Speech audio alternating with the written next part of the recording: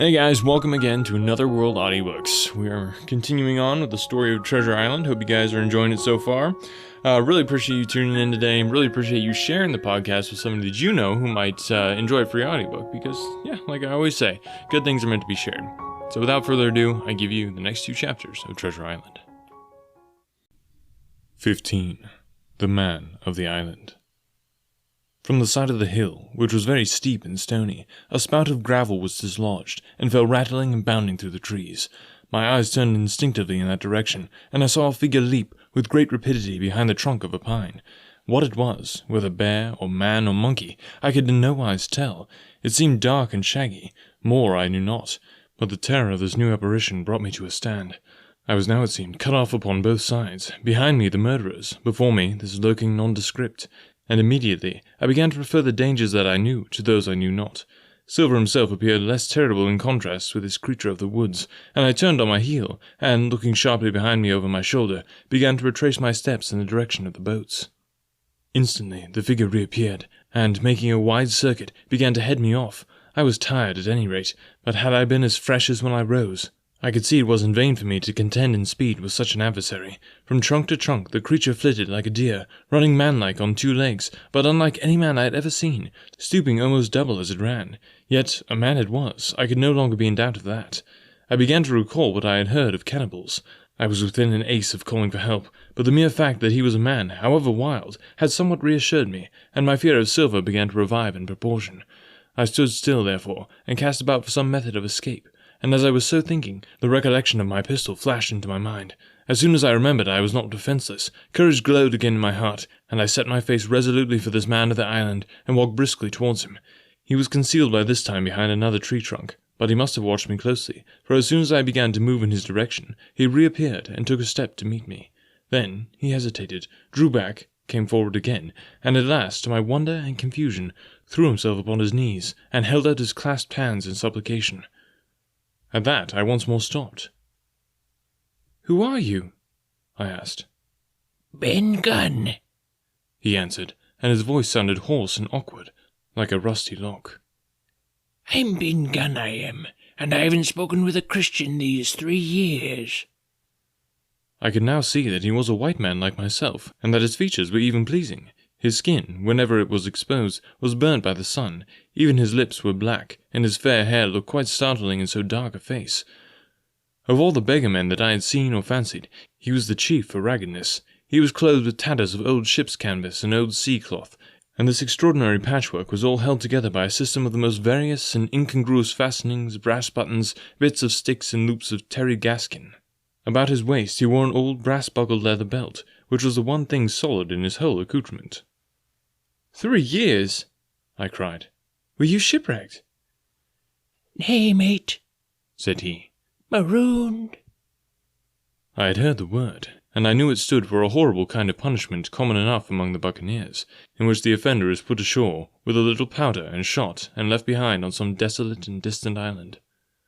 "Marooned 3 years agone," he continued, "and lived on goats since then, and berries and oysters.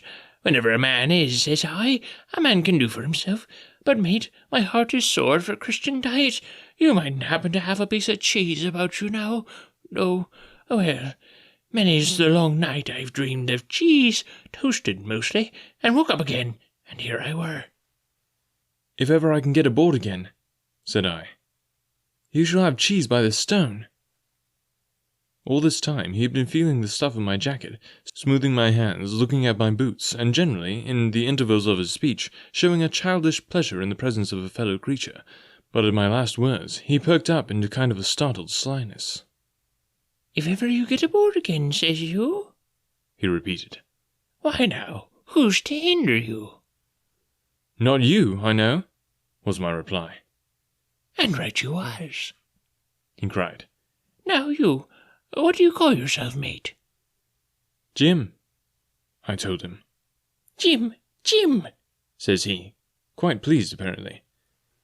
"Well now, Jim, I've lived that rough as you'd be ashamed to hear of. Now, for instance, you wouldn't think I had a pious mother to look at me?" he asked. "Why no, not in particular," I answered. "Ah, well," said he, "but I had remarkable pious, and I was a civil, pious boy. I could rattle off my catechism that fast, as you couldn't tell one word from another. And here's what it come to, Jim, and it began with Chuck Farthing on the blessed gravestones. That's what it begun with, but it went further than that, and so my mother told me, and predicted the whole, she did, the pious woman, but it were Providence that put me here. I've thought it all out in this lonely island, and I'm back on piety. You don't catch me tasting rum so much, but just a thimbleful for luck, of course, the first chance I have. I'm bound all be good, and I'll see the way too, and Jim," looking all round him and lowering his voice to a whisper, "I'm rich." I now felt sure that the poor fellow had gone crazy in his solitude, and I suppose I must have shown this feeling on my face, for he repeated the statement hotly. "Rich, rich," I says, "and I'll tell you what, I'll make a man of you, Jim. Ah, Jim, you'll bless your stars, you will. You was the first that found me." And at this there came suddenly a lowering shadow over his face, and he tightened his grasp upon my hand and raised a forefinger threateningly before my eyes. "Now, Jim, you tell me true. That ain't Flint's ship?" he asked. At this I had a happy inspiration. I began to believe that I had found an ally, and I answered him at once. "It's not Flint's ship, and Flint is dead. But I'll tell you true, as you ask me, there are some of Flint's hands aboard. Worse luck for the rest of us." "Not a man with one leg?" he gasped. "Silver?" I asked. "Aye, Silver," says he. "That were his name." "He's the cook, and the ringleader too." He was still holding me by the wrist, and at that he gave it quite a wring. "If you were sent by Long John," he said, "I'm as good as pork, and I know it. But where was you, do you suppose?" I had made my mind up in that moment, and by way of answer told him the whole story of our voyage, and the predicament in which we found ourselves. He heard me in the keenest interest, and when I had done, he patted me on the head. "You're a good lad, Jim," he said. "And you're all in the clovage, ain't you? Well, you just put your trust in Ben Gunn. Ben Gunn's the man to do it. Would you think it likely now that your squire would prove a liberal-minded one in case of help, him being in the clovage, as you remark?" I told him the squire was the most liberal of men. "Aye, but you see," returned Ben Gunn, "I didn't mean giving me a gate to keep, and a suit of livery clothes and such. That's not my mark, Jim. What I mean is, would he be likely to come down to the tune of, say, £1,000 out of money that's as good as a man's own already?" "I am sure he would," said I. "As it was, all hands were to share." "And a passage home?" he added with a look of great shrewdness. "Why," I cried, "the squire's a gentleman, and besides, if we got rid of the others, we should want you to help work the vessel home." "Ah," said he. "So you would?" And he seemed very much relieved. "Now, I'll tell you what," he went on. "So much I'll tell you, and no more. I were in Flint's ship when he buried the treasure, he and 6 along, 6 strong seamen. They was ashore nigh on a week, and us standing off and on in the old walrus. One fine day, up went the signal, and here come Flint by himself, in the little boat, and his head done up in a blue scarf. The sun was getting up, and mortal white he looked about the cutwater, but there he was, you mind, and all 6 dead, and buried. How he done it, not a man aboard us could make it out. It was battle, murder, and sudden death leastways. Him against 6. Billy Bones was the mate. Long John, he was quartermaster, and they asked him where the treasure was. 'Oh,' says he, 'you can go ashore if you like, and stay,' he says. 'But as for the ship, she'll beat up for more, by thunder.' That's what he said. Well, I was in another ship 3 years back, and we sighted this island. 'Boys,' said I, 'here's Flint's treasure. Let's land and find it.' The captain was displeased at that, but my messmates were all of a mind and landed. 12 days they looked for it, and every day they had the worst word for me, until one fine morning all hands went aboard. 'As for you, Benjamin Gunn,' they say, 'here's a musket,' they says, 'and a spade and a pickaxe. You can stay here and find Flint's money for yourself,' they says. Well, Jim, 3 years I've been here, and not a bite of Christian diet from that day to this. But now, you look here, look at me.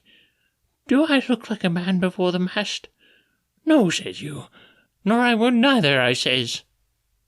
And with that he winked and pinched me hard. "Just you mention them words to your squire, Jim," he went on. No, he weren't neither. That's the words. 3 years he were the man of this island, night and dark, fair and rain, and sometimes he would maybe think upon a prayer, says you, and sometimes he would maybe think of his old mother, so be as she's alive, you'll say, but the most part of Gun's time, this is what you'll say, the most part of his time was took up with another matter, and then you'll give him a nip, like I do. And he pinched me again in the most confidential manner. Then, he continued, then you're up, and you'll say, Gun is a good man, you'll say, and he puts a gracious sight more confidence, a precious sight mind that, in a gentleman born than in these gentlemen of fortune, having been one himself. Well, I said, I don't understand one word of what you're saying, but that's neither here nor there, for how am I to get aboard? Ah, said he. That's the hitch for sure. Well, there's my boat that I made with my 2 hands. I keep her under the white rock.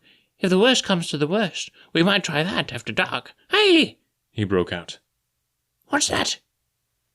For just then, although the sun had still an hour or 2 to run, all the echoes of the island awoke and bellowed to the thunder of a cannon.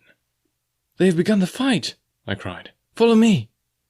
And I began to run towards the anchorage, my terrors all forgotten, while close at my side the maroon man in his goatskins trotted easily and lightly.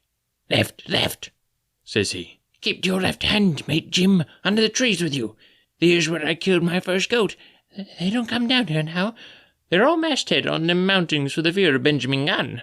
Ah, and here's the cemetery. Cemetery, he must have meant. You see the mounds? I come here and prayed, nows and thens, when I thought maybe a Sunday would be about due.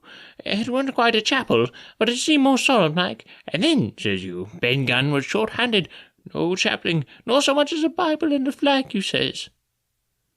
And so he kept talking as I ran, neither expecting nor receiving an answer. The cannon shot was followed, after a considerable interval, by a volley of small arms. Another pause, and then, not a quarter of a mile in front of me, I beheld the Union Jack flutter in the air above a wood.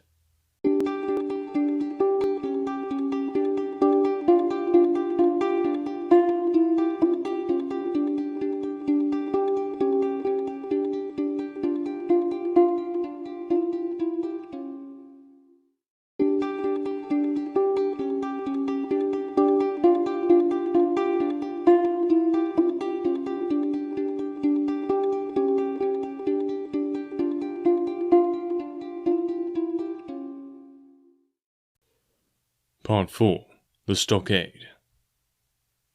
16. Narrative continued by the Doctor. How the ship was abandoned. It was about 1:30, 3 bells in the sea phrase, that the 2 boats went ashore from the Hispaniola. The captain, the squire, and I were talking matters over in the cabin. Had there been a breath of wind, we should have fallen on the 6 mutineers who were left aboard with us, slipped our cable, and away to sea. But the wind was wanting, and to complete our helplessness, down came Hunter with the news that Jim Hawkins had slipped into a boat and gone ashore with the rest. It never occurred to us to doubt Jim Hawkins, but we were alarmed for his safety. With the men in the temper they were, it seemed an even chance if we should see the lad again. We ran on deck. The pitch was bubbling in the seams. The nasty stench of the place turned me sick. If ever a man smelt fever and dysentery, it was in that abominable anchorage. The 6 scoundrels were sitting grumbling under a sail in the forecastle. Ashore we could see the gigs made fast, and a man sitting in each. Hard by, where the river runs in, one of them was whistling a tune. Waiting was a strain, and it was decided that Hunter and I should go ashore with a jolly boat in quest for information. The gigs had leaned to their right, but Hunter and I pulled straight in the direction of the stockade upon the chart. The 2 who were left guarding their boats seemed in a bustle at our appearance. The whistling stopped off, and I could see the pair discussing what they ought to do. Had they gone and told Silver, all might have turned out differently. But they had their orders, I suppose, and decided to sit quietly where they were, and hark back again to their whistling. It was a slight bend in the coast, and I steered so as to put it between us. Even before we landed, we had thus lost sight of the gigs. I jumped out and came as near running as I durst, with a big silk handkerchief under my hat for coolness' sake, and a brace of pistols ready primed for safety. I had not gone 100 yards when I reached the stockade. This was how it was. A spring of clear water rose almost at the top of a knoll. Well, on the knoll, and enclosing the spring, they had clapped a stout log house, fit to hold 20 people on a pinch, and loopholed for musketry on either side. All round this they had cleared a wide space, and then the thing was completed by a paling 6 feet high, without door or opening, too strong to pull down without time and labour, and too open to shelter the besiegers. The people in the log house had them in every way. They stood quiet in shelters, and shot the others like partridges. All they wanted was good watch and food, for, short of a complete surprise, they might have held the place against a regiment. What particularly took my fancy was the spring, for though we had a good enough place of it in the cabin of the Hispaniola, with plenty of arms and ammunition, and things to eat and excellent wines, there had been one thing overlooked. We had no water. I was thinking this over when there came ringing over the island the cry of a man at the point of death. I was not new to violent death. I have served His Royal Highness the Duke of Cumberland, and got a wound myself at Fontenoy, but I know my pulse when Dot and Kerry won. Jim Hawkins is gone, was my first thought. It is something to have been an old soldier, but still more to have been a doctor. There is no time to dilly-dally in our work, and so now I made up my mind instantly, and with no time lost, returned to the shore, and jumped on board the jolly boat. By good fortune, Hunter pulled a good oar. We made the water fly, and the boat was soon alongside, and I aboard the schooner. I found them all shaken, as was natural. The squire was sitting down, as white as a sheet, thinking of the harm he had led us to, the good soul, and one of the 6 forecastle hands was little better. "There's a man," said Captain Smollett, nodding towards him. "New to this work. He came that hand of fainting, Doctor, when he heard the cry. Another touch of the rudder, and that man would join us." I told my plan to the captain, and between us we settled on the details of its accomplishment. We put old Redruth in the gallery between the cabin and the forecastle, with 3 or 4 loaded muskets and a mattress for protection. Hunter brought the boat round about the stern port, and Joyce and I set to work loading her with powder tins, muskets, bags of biscuits, kegs of pork, a cask of cognac, and my invaluable medicine chest. In the meantime, the squire and the captain stayed on deck, and the latter hailed the coxswain, who was the principal man aboard. "Mr. Hans," he said, "here are 2 of us with a brace of pistols each. If any one of you 6 make a signal of any description, that man's dead." They were a good deal taken aback, and after a little consultation, one and all tumbled down the fore companion, thinking no doubt to take us on the rear. But when they saw Redruth waiting for them in the spared galley, they went about ship at once, and a head popped out again on deck. "Down, dog!" cries the captain, and the head popped back again, and we heard no more, for the time, of these 6 very faint-hearted seamen. By this time, tumbling things in as they came, we had the jolly boat loaded as much as we dared. Joyce and I got through the stern port, and we made for shore again as fast as oars could take us. This second trip fairly aroused the watchers along shore. Their whistling was dropped again, and just before we lost sight of them behind the little point, one of them whipped ashore and disappeared. I had half a mind to change my plan and destroy their boats, but I feared that Silver and the others might be close at hand, and all might very well be lost by trying for too much. We had soon touched land in the same place as before, and set to provision the blockhouse. All 3 made the first journey, heavily laden, and tossed our stores over the palisade. Then, leaving Joyce to guard them, 1 man to be sure, but with half a dozen muskets, Hunter and I returned to the jolly boat, and loaded our sails once more. So we proceeded without pausing to take breath, till the whole cargo was bestowed, when the 2 servants took their position in the blockhouse, and I, with all my power, sculled back to the Hispaniola. That we should have risked a second boatload seems more daring than it really was. They had the advantage of numbers, of course, but we had the advantage of arms. Not one of the men ashore had a musket, and before they could get within range of pistol shooting, we flattered ourselves we should be able to give a good account of a half-dozen at least. The squire was waiting for me at the stern window, all his faintness gone from him. He caught the painter and made it fast, and we fell to loading the boat for our very lives. Pork, powder, and biscuits was the cargo, with only a musket and a cutlass apiece for the squire and me, and Redruth and the captain. The rest of the arms and powder we dropped overboard in 2 fathoms and a half of water, so that we could see the bright steel shining far below us in the sun, on the clean, sandy bottom. By this time, the tide was beginning to ebb, and the ship was swinging round to her anchor. Voices were heard, faintly hallooing in the direction of the 2 gigs, and though this reassured us, for Joyce and Hunter, who were well to the eastward, it warned our party to be off. Redruth retreated from his place in the gallery, and dropped into the boat, which we then brought round to the ship's counter, to be handier for Captain Smollett. "Now, men," said he, "do you hear me?" There was no answer from the forecastle. "It's to you, Abraham Gray. It's to you I'm speaking." Still no reply. "Gray," resumed Mr. Smollett, a little louder, "I am leaving this ship, and I order you to follow your captain. I know you're a good man at bottom, and I dare say not one of the lot of you is as bad as he makes out. I have my watch here in my hand. I give you 30 seconds to join me. There was a pause. Come, my fine fellow, continued the captain. don't hang so long and stays. I'm going to risk my life and the lives of these good gentlemen every second. There was a sudden scuffle and a sound of blows, and out burst Abraham Gray with a knife cut on the side of the cheek, and came running to the captain like a dog to the whistle. On with you, sir, said he, and the next moment he and the captain had dropped aboard of us, and we had shoved off and given way. We were clear out of the ship, but not yet ashore in our stockade.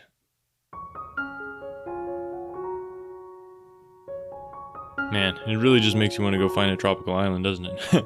I love this story so far. Hope you guys are enjoying it. And if you do enjoy it, and if you'd like me to be able to put out more content every week or something like that, if you enjoy the podcast and you want to continue, if you want to maybe see more episodes a week, just go to anchor.fm/Another World Audiobooks and click on support the podcast. That is the best way for you to support what we're doing here and allow me to continue to be able to produce awesome audiobooks for your listening enjoyment. But, if that's not your style, if that's not what you can do right now, the best way to help besides that is to just tell people about the podcast. Spread the word about Another World Audiobooks and tell somebody that you know, go subscribe on their phone, whatever it takes. Just get them listening and we'll continue to grow the Another World Audiobooks family. So thanks for listening today. We'll catch you next time.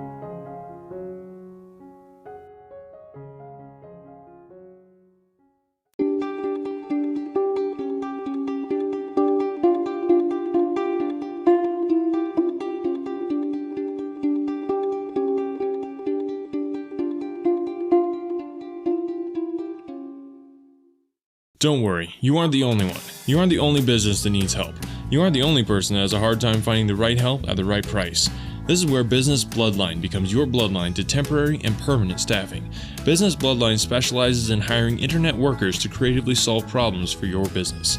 Business Bloodline does all the vetting and only delivers candidates that make sense for your needs and at a cost that you can afford. But 60 seconds isn't enough for me to tell you why hiring through Business Bloodline is safer, cheaper, and less time consuming. We would rather show you. To get more information or a business consultation, visit businessbloodline.com. If the job can be done on a computer, Business Bloodline can find a match. Visit businessbloodline.com and tell them that you heard about it on Another World Audiobooks to get 10% off your first hire. Remember to mention that you heard about it on Another World Audiobooks to get that 10% off. businessbloodline.com.